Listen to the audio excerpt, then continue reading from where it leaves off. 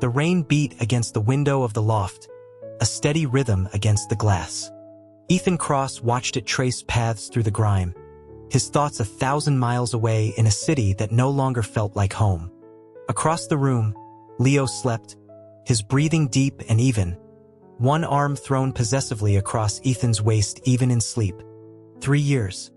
It had been 3 years since Leo had found him, a desperate art student drowning in medical bills, and offered a lifeline with a monthly sum that felt astronomical. Ethan had accepted, expecting cruelty or at best indifference. He hadn't expected the sprawling Soho apartment, the quiet encouragement of his art, or the way Leo's touch, initially a transaction, had become the only anchor in his world. Ethan's hand drifted to his stomach, resting flat for now beneath his t-shirt. The ultrasound photo was a hidden secret in his sketchbook, a grainy, impossible truth. A life was growing inside him, a biological anomaly his doctor had explained with clinical detachment. Intersex individuals could, on rare occasions, conceive. He was that rare occasion. He remembered asking the question last week. His head pillowed on Leo's chest in the dim afterglow. "Would you ever want a child?" Leo had snorted, the vibration rumbling through Ethan. "God, no. I hate kids. I went and found myself a man specifically to avoid the whole domestic nightmare. I'm never having children. Don't even think about it." The dismissal had been absolute, edged with a distaste that made Ethan's heart shrivel. He'd buried his face in Leo's neck, hiding the tears that threatened to fall. So he ran. He packed a single bag, left a note on the polished kitchen island thanking Leo for everything and ending their arrangement, and fled to a small rental house in a coastal Maine town. His old friend, Marcus, had helped him find it. Marcus had taken one look at his growing midsection, his eyes wide, and clapped him on the shoulder. "Ethan, you absolute legend. I'm gonna be the best damn godfather this kid ever had." The piece was fragile. Ethan spent his days drawing, his nights watching the local news from New York. Leo appeared once, at a charity gala, looking gaunt and severe beside a handsome, polished man Ethan didn't recognize. The caption named him Alexander Reed, a recently returned venture capitalist.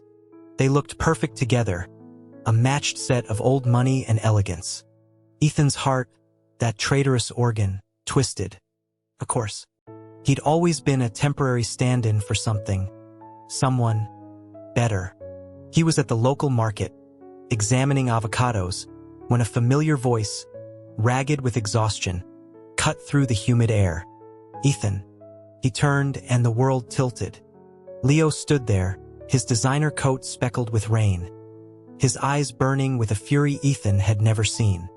He crossed the distance in 3 strides, his fingers closing like a vice around Ethan's wrist. "What the hell is this?" Leo's voice was a low, dangerous growl. "You just disappear? A note? After 3 years?"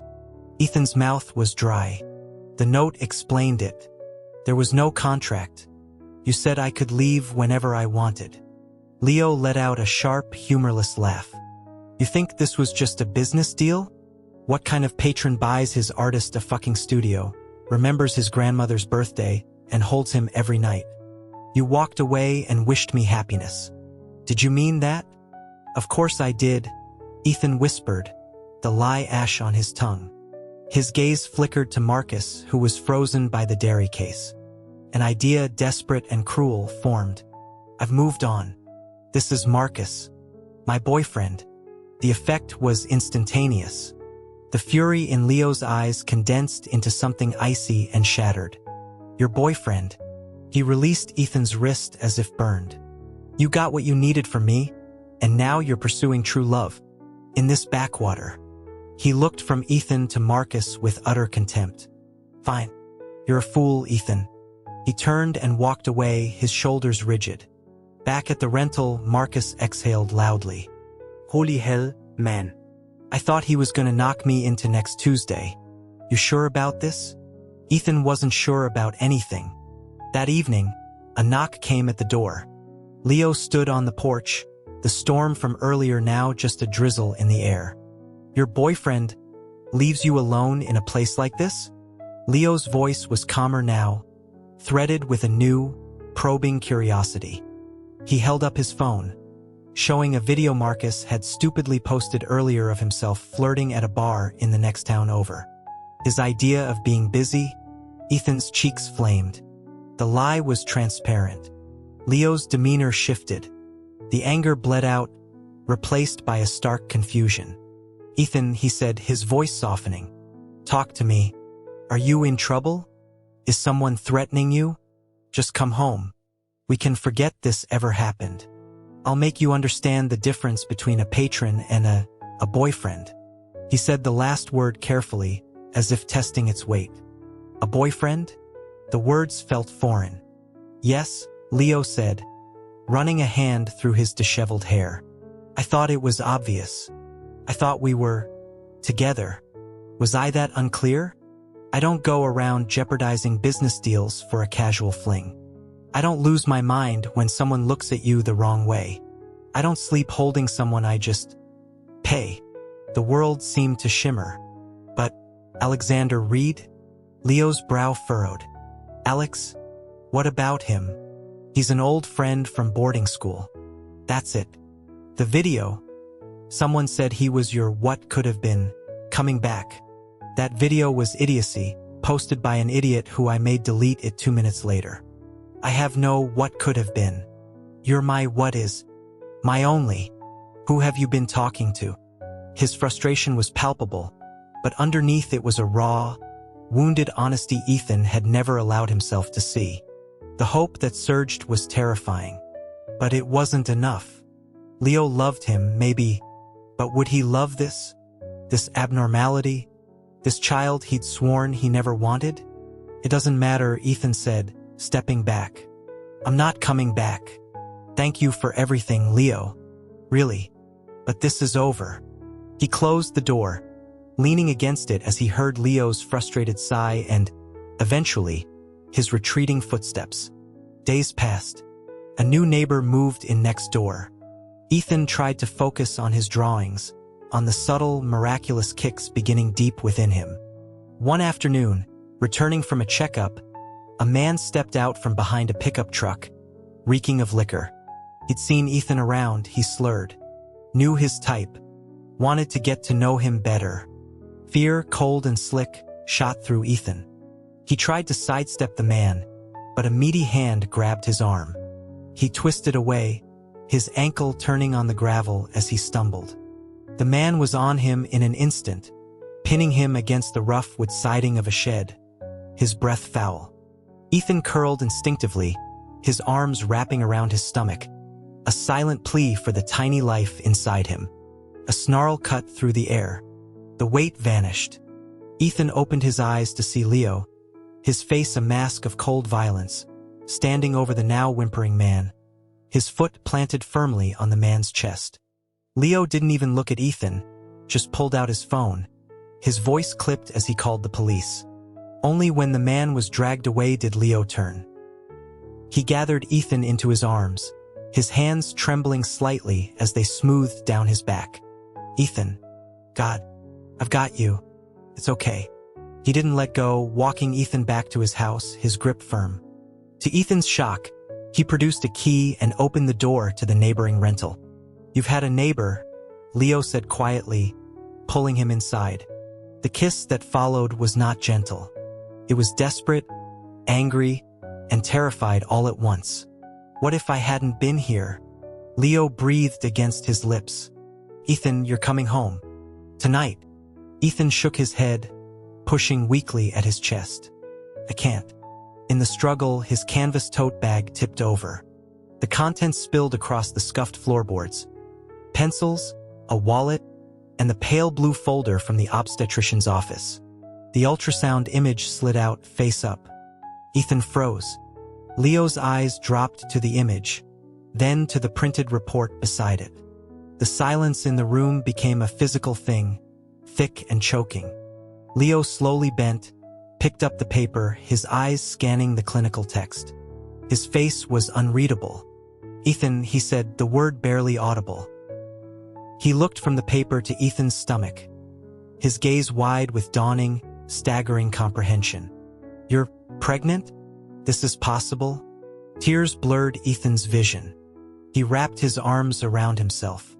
"I'll take care of it. I'll raise it alone. Please, Leo, don't make me get rid of it."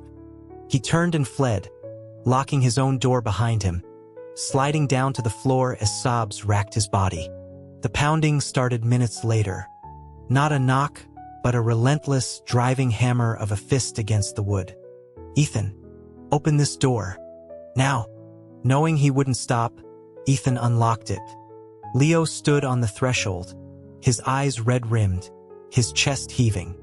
He looked wrecked. "We're having a baby," he said, the words rushing out. This is a miracle. Why would you keep this from me?" Ethan could only stare. "A miracle? Of course it is." Leo stepped forward, his hands coming up to cradle Ethan's face, his thumbs wiping away tears. "You're carrying our child. Why did you run? Did you think God, Ethan, did you really think I'd ask you to end it? You said you'd never want children." "I said I wanted you," Leo insisted, his voice cracking. "Forever. I didn't know this was possible. This is incredible." His gaze dropped to Ethan's abdomen, wonder softening his features. "You're incredible." The dam broke. Ethan collapsed into him, the fear and loneliness of months pouring out. Leo held him, murmuring promises into his hair. "We're going home. I'm going to spend the rest of my life showing you the difference between a patron and a husband." The return to New York was a blur of new routines. Leo hired a nutritionist and a driver, converted a sunroom into a nursery, and worked more from home. His fascination with Ethan's changing body was reverent, not predatory. One morning, Ethan woke to find the sheets damp, a sweet, milky scent in the air. Before he could hide, Leo entered, his sharp eyes missing nothing. He learned quickly, his initial concern giving way to a tender, intimate assistance that made Ethan flush with a mixture of embarrassment and profound connection. Leo would hold him, his touch gentle, his words grounding. "You're not a monster, Ethan. You're a wonder." When Alexander Reed tracked Ethan down in Central Park, his offer was cold and transactional. "Leave him. $1 million. He'll tire of you. His family will never accept this." Ethan, filled with a new strength, met his gaze evenly. "You're not his family. You don't speak for him. And you have nothing I want." He went home and told Leo everything. Leo's response was swift and final. He severed all ties with Alexander's family firm and cut out the social circle that had spawned the rumors. "He confessed to me in college," Leo admitted later, holding Ethan on the sofa. "I turned him down. He was never anything to me. You are my everything. My only." The birth of their son, Oliver, was a whirlwind. Leo was a constant, steady presence, his large hands impossibly gentle with the tiny infant. A month later, Leo's father stormed into the townhouse. "This farce has gone on long enough, Leo. A male companion is one thing, but this is a circus. He even comes with a child from God knows where. End it." Leo, bouncing a fussy Oliver in his arms, didn't even look up. "You should thank your lucky stars for your stubbornness, Dad. If you hadn't been pushing all those heiresses on me, I never would have gone looking and found my wife." He finally glanced up, a wicked grin on his face. "And by the way, you're scaring your grandson." His father sputtered, his gaze snapping to the baby, then to Ethan, who stood quietly by the fireplace. "Grandson? What are you talking about? Whose child is this?" Leo's grin widened. He looked at Ethan, pride shining in his eyes. "My wife's. Ours." The older man's face went through a series of fascinating contortions. Shock, disbelief, dawning awe. By the next afternoon, he had sent over the deed to a Hamptons estate and a miniature Yankees jersey. That autumn, they took Oliver to visit Ethan's grandmother at her assisted living community in Vermont. She held the baby, her smile radiant, whispering stories to him in her soft voice. As they left, the crisp air was filled with the scent of burning leaves and apples. Leo carried Oliver in one arm and took Ethan's hand firmly in his own. They walked slowly toward the car, a unit. "Thank your grandmother for me," Leo said quietly, his breath making a small cloud in the air. "For what?" "For raising you. For seeing the treasure you are when others were blind." He stopped, turning to face Ethan. His eyes were serious, full of a love so deep it was almost painful to behold. "You were never a mistake, Ethan. You were a discovery. My greatest one." Ethan looked at this man, this impossible, devoted man, and then at the sleeping child in his arms. The past held shadows, but the future, this crafted, chosen family, stretched before him, bright and real. He squeezed Leo's hand, a silent answer, a perfect truth, carried away on the cool, promise-laden wind.